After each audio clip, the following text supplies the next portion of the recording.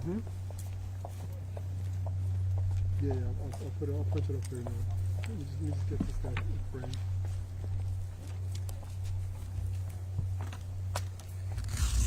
All right, well, good afternoon. It's great to be in Key Largo.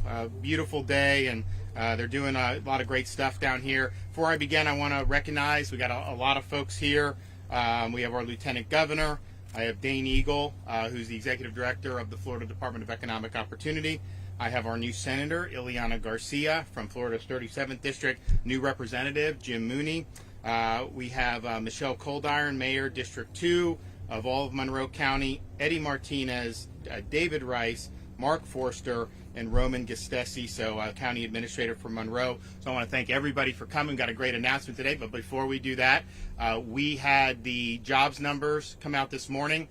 For the state of Florida, we've added over 20,000 private sector jobs over the last month, and I think that obviously is something that's positive and of its own right, but I think it's also notable considering that many states, and not all of them have revealed the numbers yet, but they will by Tuesday, many other states have lost jobs. And of course, the U.S. as a whole lost jobs month over month. And so we are not only gaining jobs, but we're doing it against the tide of where other places are shedding jobs. And I think part of that is the fact that Florida is open. Our schools are open. Parents have the ability to send their kid in person. People have a right to work in Florida. Government can't shut you down, and businesses have a right to operate. And I think you're seeing the results of that. But also, if you compare Florida's COVID, particularly over the last 3 or 4 months, but even the whole pandemic, our per capita mortality for COVID is less than the national average. 25 states have higher per capita mortality than the state of Florida, and many of those are lockdown states. The lockdowns don't work. They destroy people's lives. They ruin opportunity. They do not stop or do really anything significant at this point. And I think the jury is in on that. And so, we're going to continue working to get the vaccines to all of our senior citizens. I was able to do an event live TV this morning with a 100-year-old World War II veteran. We think that today will be the millionth senior, because if you look at the way these numbers are reported, there's about a 72-hour lag most of the time. And so we're 800-some thousand that's been reported as of midnight last night. We really believe that in a few more days, as the reports come in, we will actually cross 1,065,000 and up that will have gotten shots in the state of Florida. That is leading the nation by a country mile. And not only is it the most, we have a lot of seniors. So, okay, what about as a percentage? We are getting close to having vaccinated 20% of the 65 and up. I think we hit 18% this morning. So of the 4.5 million seniors, we're closing in on 20. And here we are in the third week of January. We're in a situation where we did over 400,000 shots last week, Monday through Sunday. This week, we probably aren't going to reach that just simply because we're not getting enough vaccine. We have places that can do more, and we want them to do more. And if we get more than 266,000 doses, we will be able to do a lot more very quickly. But I think that if you look at what the hospitals have done, they've done a great job. If you look at there's over 70 state-supported sites, many times working with county health departments. All 67 counties have at least one place where seniors can be vaccinated. And so we appreciate all our health departments. We appreciate the State Emergency Management and Department of Health for their leadership. And then we now are in almost 250 publics statewide, including 2 in Monroe County. We have Key West and Isla Mirada. We expanded it this week to Palm Beach. That's kind of the biggest enchilada so far, with over 60 stores that are offering that. And 90% of the seniors in Palm Beach live within a mile and a half of those stores. And we have it throughout the state, and may expand that as the dosages permit. So we're going to keep putting seniors first. It was the right strategy. Other places are now copying Florida. We're going to keep the pedal to the metal on that. But basically, get us more vaccine. We will use it. We will use it well. And a lot of seniors will be very happy if we're able to do it. Now today, we're here to announce that we are, through the Department of Economic Opportunity's Rebuild Florida program, we're awarding today $100 million in investments in infrastructure and hardening projects to make the state of Florida more resilient to future storms, especially flooding, which is very problematic. And of that, Monroe County is getting $16.7 million for various projects. We're doing $1.3 million to assist the city of Key Largo to protect vulnerable homes against storm surge, $10.4 million for Monroe County to prevent flooding and protect against sea level rise, and $5 million to improve wastewater and stormwater infrastructure in Key West. And this is one of the areas that is benefiting the most. We also have some other areas in other parts of Florida that are getting significant amount of money, but Rebuild Florida, just to remind people, is a long-term recovery program. It allows the state to make significant investments into the resiliency of areas previously impacted by storms, and that's been a priority of mine since day one. Dane will say a few things, but when he came in to DEO, I said, let's make sure we're getting this out. And so he's really done a good job of moving the money forward. But today, $100 million, areas impacted by Hurricane Irma, and this is a long-term deal. I mean, you still have places that are recovering from Irma. I have places that are recovering from Michael, which happened the next year. But we've got to build back stronger than before. That's what this investment is all about. And as you look through the rest of the state in terms of how some of these resources are going to go, the funding will cover everything from road elevations to canal improvements to new stormwater and wastewater systems and everything in between. So controlling water has been a challenge that Florida's faced throughout the entire history of the state, and it's one that we will continue to face, but it's one that we're going to have to deal with head on. And we're also working on other things apart from Rebuild Florida and apart from some of the federal dollars that we're getting, where the state can also play a even stronger role. So we feel excited to be able to do it. We feel excited to be able to help out the good folks of Monroe County. I mean, Monroe County, when that hit Cudjoe Key, I mean, that was probably the most significant impact that happened for Hurricane Irma. And so the folks here are very resilient. They understand, unfortunately, these storms are part of life. But when it happens, we want to be there to be able to offer our support. So with that, I'd like to invite Dane Eagle to come up and say a few words. Thank you all for being here today. It's a beautiful day, a beautiful Friday in the Keys, so it doesn't get much better than that. But as the governor mentioned, it's been a great day for Florida in the news. We did our millionth vaccine for a senior this morning. Unemployment numbers are down. We were pleased to announce that through our department under the governor's leadership, making sure people know that the state is open for business.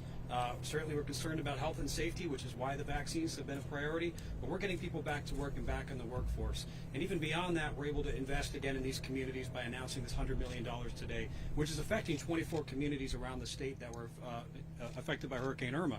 First and foremost, the Florida Keys, where it hit first. So as the governor mentioned, $16 million is going to be spent in Monroe County, just over $1 million right here in this neighborhood. And these are long-term funds. This is a long-term recovery program administered by HUD. If you think about after a hurricane hits, first and foremost, you'd hope that private insurance kicks in, then private funding, maybe loans, SBD loans, then FEMA would step in, and then long-term is these funds of last resort, and that's why we're stepping in now. We have 6 years to administer those funds. The funds were given to us in late 2019. Here we are in early 2021, almost 5 years early. So as the governor said, when I started in September and was honored to do so, his challenge of me was get this money into the communities as fast as possible. These are taxpayer dollars. It does no good sitting in government coffers. Get them back into the communities where they're going to assist the residents. So very happy to make this announcement today. We're going to be working very closely with your local leaders to make sure that it's administered quickly and effectively, and that people can be more resilient for future storms. Thank you for the opportunity today. Great. Okay. Yes, sir. Governor DeSantis, how are you? Hey. Governor, what are you hearing about a supply of the vaccines? That's such a hot topic. For sure. What about supply? What are you hearing about supply? So for next week, we're basically getting no additional than what we got this. So we got 266,000 that's in the street now. We're going to get 266,000 as it stands for next week's shipment. So we're going at a pace faster than that. If you look at a place like Hard Rock Stadium, they do 1,000 a day. We could do 2,000 or 3,000 a day if we had more vaccine. Now, obviously, the way we're doing it is, we're getting it, trying to get it throughout the state. We're working with hospitals, county health, state-supported sites, a lot of churches. We've been to a lot of African-American churches, Publix. So we've got, I think, a good diversity of throughput. But the fact of the matter is we could do easily twice that. We've asked for more. I asked for more at the tail end of the last administration. We want to get more going now, but I think that really is the number one thing. If you remember, there was no doubt over the Christmas holiday, you didn't see massive throughput happening. I mean, that was really to be expected. But you start that first Monday in January, and you look what Florida's done. 350,000 that week, the 4th through the 11th. The next week was over 400,000.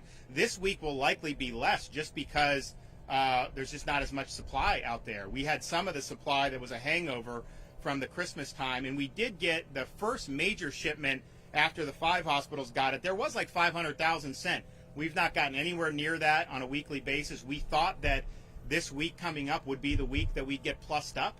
So we're hoping we get plussed up at some point in the near future. Well, as Do a you think follow-up, that this Governor, supply follow-up, do you issue- expect a surge in the next 2 weeks with ramping up with Biden and everything like that? Do you expect a surge in the vaccine? I hope so. I mean, we stand ready, willing, and able to handle it. And, you know, I made comments the other day about trying to have FEMA set up sites. First of all, that'll take like 30 days. It's not necessary in Florida. I would use all that energy, and I would put that towards more supply of the vaccine. We have the ability to do it. I mean, I think if you go look, Jackson Hospital, they could do more. Memorial can do more. I got hospitals in Central Florida, my state-supported sites. We can just expand all those sites. Publix can do more. The churches want to do. We would love to do more with the churches. So right now, we're basically have the same amount of vaccine we got this week that's in use as what it's going to be next week. And we're hoping that we're able to get more. Yes, ma'am. Thank you. Top question from our viewers is, because of this ongoing supply issue, there's some worry from seniors who got the first dose of whether that means it could put into jeopardy being able to get that second dose required. That's a good question. So the question is about the second dose. And just so everyone's clear, when I say we're getting 266,000, I mean only first doses. So they do send the second dose. So that's coming, and it's interesting because there's different people that are administering it. It'll be 3 or 4 days when they're going to start needing to do so. They'll be like, oh, are we going to get it? You're going to get it. They're sending it, and that's the way it's gone. So every time we get a shipment, if we say we've gotten 266,000, that means they are now holding that second dose. So I think the question that the new administration has raised is, should they stop holding the second dose and then just doing it? Now, if you do that, you probably have some more right away for first doses, but you got to plan for the second dose. So what I would tell seniors is Florida is committed to the 2-dose regimen for Pfizer and Moderna. That is what the clinical trial said was 95%. I do believe 1 dose does help. I think it's probably 40-50%, which is better than what we had before. And there's some places like Britain that's talked about, let's just give everyone 1 dose. I think that would be helpful, but I think the 2 dose is better for seniors. So that's what we're doing. So what they're able to do when they go in, they all get the card, Pfizer, 21 days, Moderna, and obviously it doesn't have to be right on 21. You could do 22, 23. Moderna, you can do 29 or 30, but it's got to be in that window. So they're doing it. So I know like Publix makes appointments for people, the hospitals make appointments to people, but as of now, they have kept all the second doses, and they ship them when they need to be administered. Yes, sir. This is kind of 2 questions. The first one is the CDC today said that second dose wouldn't have to necessarily be administered for 6 weeks after the first one. Have you seen that? Is there any talk of changing anything? And the second question is, just for logistics, I think a lot of people believe there's a warehouse somewhere in Florida full of vaccines. No. So can you talk about how it works in terms of going off the manufacturing line into people's arms and stuff? Sure. Yeah, so a couple things. One, I have not seen what CDC said. We'll obviously look at it. I mean, look, my view on this is they do these clinical trials, they get approval. I'm not saying that wouldn't work. Just as I'm not saying Britain's approach, if you do the 1 dose, maybe that would be better, but that wasn't what was approved. And so, we probably want to hew as close to that. If CDC has some firm guidance, and I speak to medical people here and the doctors think it makes sense, and someone else has maybe tried it and it works, then we can look at it. Now, here's how the vaccine stuff works. So we will get an allocation. So we know we're getting 266,000 coming next week. It comes Monday, Tuesday, Wednesday. So this week was a holiday on Monday, MLK Day. So we didn't get it till Tuesday, Wednesday. What happens is it's going straight to the places. We earmark where it's going. So it'll be delivered to Tampa General or Jackson Memorial. It'll be delivered to Publix. Publix has a warehouse, and then they send it to their stores. So there is no major warehouse of vaccines sitting around. Department of Emergency Management keeps a small cachet, because what we don't want to have happen is there'll be a situation where someone all of a sudden needs 200 doses for a second dose, or maybe they have people that are waiting in line and they just miscalculate. So we have a small amount just to be able to troubleshoot, but there's not massive amounts. The feds hold back the second dose, so we don't hold back the second dose. They send the second dose the week that it's going to be due, and then that's when it's done. But again, that goes straight to where it was. So if the hospitals, when the Pfizer 5 at the beginning, those 5 hospitals, they did their staff, they did staffs from other hospitals, that's going straight to them. As we get into Publix, where they're going to hit the Moderna 28-day, then that second dose, the right number will go straight to Publix. So that's how it's worked so far. If they do release the second dose and say, you guys try to get as many in their arms, we need to know what the production schedule looks like. You may be able to do that and not miss a beat with second doses if their production schedule ramps up. But I will say this, we did believe that this week we'd see a plus up. We thought that that's what was going to happen.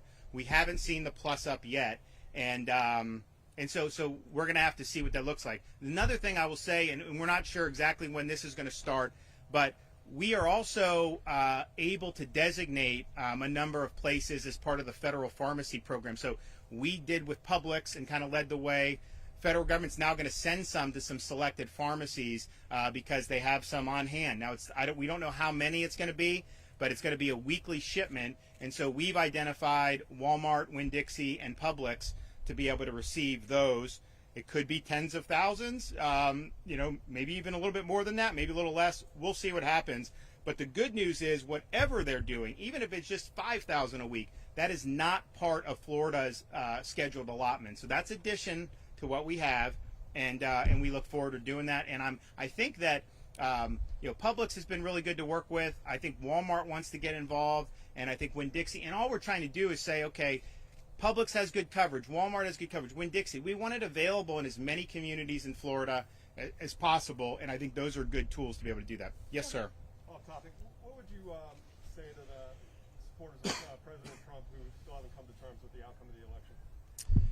Well, all my friends are disappointed. I mean, like that's what happens. These things are hardly fought. We're all disappointed.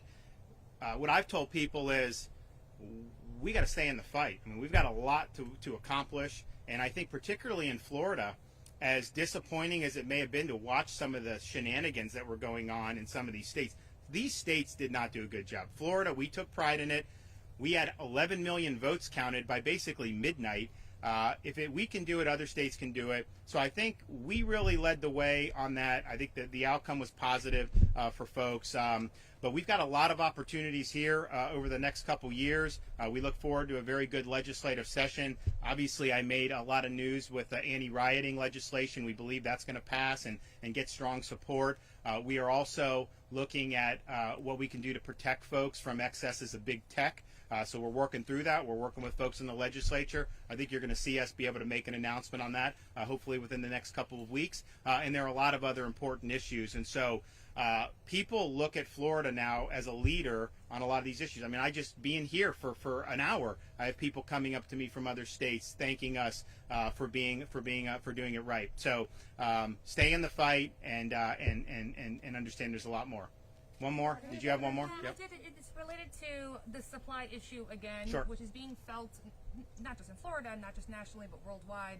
Well, excuse me, I'll let you finish, but there was actually an article in the Associated Press saying, vaccine running out because states are administering it too fast, as if that's a problem. We want it to be in people's arms. What do you want? You want a surplus with people not getting the vaccine in their arms? I just thought it was a little funny because it was kind of like trying to spin the fact that there's not enough vaccine to go around, as if that's the state's fault. A lot of states are doing a good job. We are now as a country doing over 100 million doses a day on the weekdays. And so I think that that's something that's very positive. And I think that if the supply can go up, I think that there's capacity to do even more. Your question. So yesterday I was covering the new administration's plan, taking a look at it. And one section when it comes to the vaccine rollout, as I'm sure you're aware, is this idea of being able to activate the Defense Protection Act in order to boost manufacturing. And we are wondering if you also agreed with leveraging that strategy and how you think that would help us in Florida get more allocation. Sure. So I'm in favor of whatever can speed it up. I'm not sure that it's as simple as that,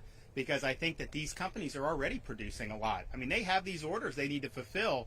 I think the Defense Production Act would probably be more effective if you have companies in an emergency situation that aren't producing for the national need, and then you can redirect it. So that would be, but if it works, and I don't think that that's necessarily, just looking at the facts on the ground, likely to be a silver bullet, whatever works, I'm in favor of. And so if they're going to look at all different ways that they're able to juice this, I think that that's something that we should want to see, and it's something that I look forward to. But the thing I think that's important is through the hard work of a lot of people up and down this state, from the Florida Keys to the Florida Panhandle, you have folks that are working their tails off to get this vaccine into the arms of our senior citizens. And because of that, if you look, there are times when, if you count the first and second dose, we've done close to 100,000 shots if you look in a single day.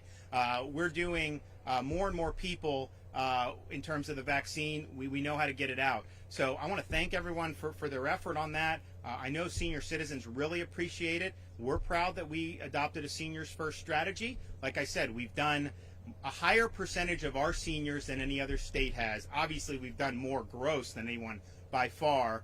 We want to keep the momentum going, and I'm confident that with all these great folks throughout the state, the hospitals, the state-supported sites, the churches, Publix, other people that'll probably get in the game, I'm confident we're going to be able to move a heck of a lot of vaccine if we get it. Thanks, guys. One last question, Governor, please. For NBC. You never answered for us. Thank you.